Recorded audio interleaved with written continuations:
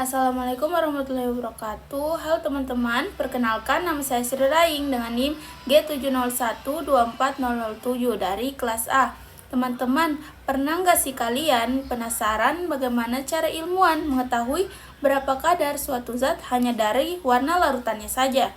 Nah, pada video ini kita akan membahas alat canggih yang bisa membaca cahaya untuk mengungkap informasi tersebut, yaitu spektrofotometri UV vis. Yuk kita pelajari mulai dari definisi, prinsip kerjanya, sampai cara penggunaannya. Kita mulai dari definisi dari spektrofotometri UV vis. Jadi, spektrofotometri UV vis merupakan suatu metode analisis kimia yang digunakan untuk mengukur jumlah cahaya ultraviolet dan cahaya tampak yang diserap dari suatu zat dalam larutan.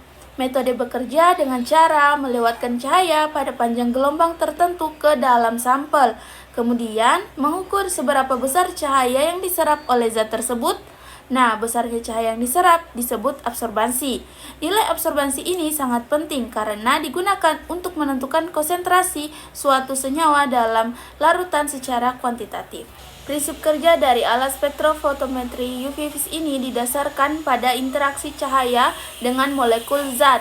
Jadi ketika cahaya dilewatkan melalui larutan sampel, ada sebagian energi cahaya yang akan diserap oleh molekul, sementara sisanya itu akan diteruskan.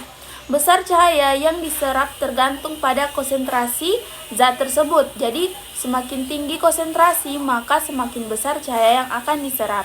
Nah, proses ini dimulai dari sumber cahaya, kemudian cahaya dipilih panjang gelombangnya oleh monokromator, selanjutnya melewati sampel dalam kuvet dan akhirnya akan diterima oleh detektor untuk diukur. Selanjutnya kita akan membahas komponen alat dari spektrofotometri UV vis. Jadi komponen-komponen ini dia terdiri dari beberapa komponen utama yang bekerja secara bersama-sama. Yang dari komponen pertama ini adalah sumber cahaya yang menghasilkan sinar ultraviolet dan cahaya tampak. Kemudian yang kedua ada monokromator yang berfungsi untuk memilih panjang gelombang tertentu.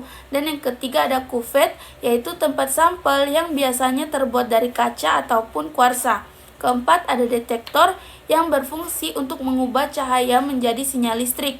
Dan yang terakhir ada display atau komputer yang menampilkan hasil pengukuran dalam bentuk angka ataupun grafik. Jadi spektrofotometri UV vis ini dia dibagi lagi menjadi dua jenis utama, yaitu ada single beam dan double beam. Nah, pada single beam ini biasanya cahaya ini dia hanya melewati satu jalur, yaitu sampel, sehingga pengukurannya dilakukan secara bergantian dengan belangko.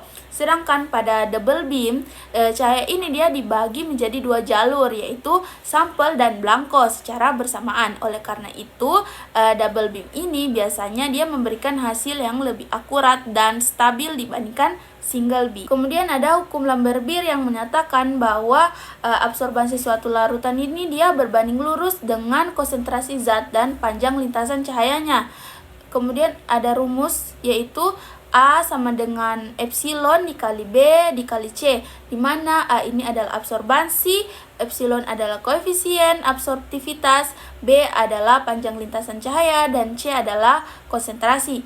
Nah, artinya di mana jika konsentrasi suatu zat meningkat, maka nilai absorbansinya juga akan meningkat secara linear. Nah, prinsip ini digunakan untuk menghitung kadar zat dalam suatu sampel. Jadi ada langkah-langkah. Langkah pertama yaitu dengan menggunakan spektrofotometri UV vis dengan menyalakan alat dan menunggu hingga stabil. Selanjutnya ditentukanlah panjang gelombang yang sesuai dengan zat yang akan dianalisis. Kemudian dimasukkan larutan belangko ke dalam kuvet untuk melakukan kalibrasi atau pengaturan nol.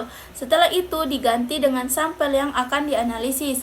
Nah, alat ini kemudian akan mengukur jumlah cahaya yang diserap dan menampilkan nilai absorbansinya pada layar. Dan yang terakhir, catat hasil pengukuran dan gunakan data tersebut untuk analisis lebih lanjut.